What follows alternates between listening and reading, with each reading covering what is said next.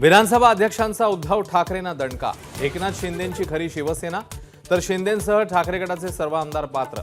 विधानसभा अध्यक्षांचा मोठा निर्णय। शिंदेंची हकालपट्टी करण्याचा ठाकरेंना अधिकार नाही। कार्यकारिणीशी चर्चा करूनच हकालपट्टी करता येते। ठाकरे गटाचा युक्तिवाद अमान्य। निकाल वाचनात नार्वेकरांची टिप्पणी।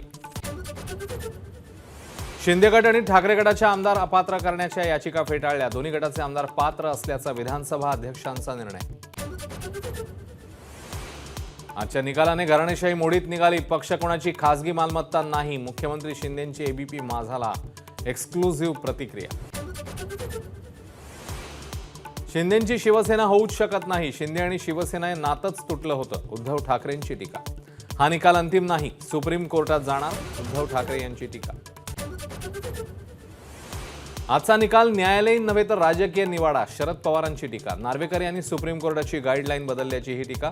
तर सुप्रीम कोर्टात जाण्याचा ठाकरेंना सल्ला। अध्यक्षांच्या निकालानंतर शिंदे गटाचा प्रचंड जल्लोष तर ठाकरे गटाच्या कार्यकर्त्यांकडून निषेध।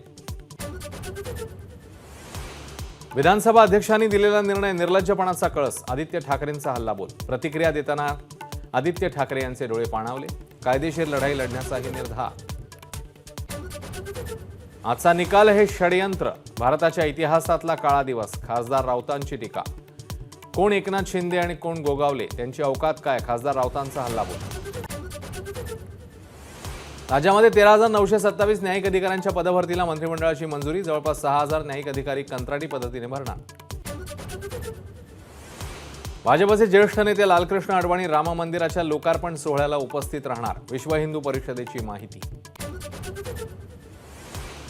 अयोध्येतल्या राम मंदिराच्या लोकार्पणाला सोनिया गांधी जाणार नाहीत। लोकार्पण म्हणजे भाजपचा इव्हेंट असल्याची काँग्रेसची भूमिका।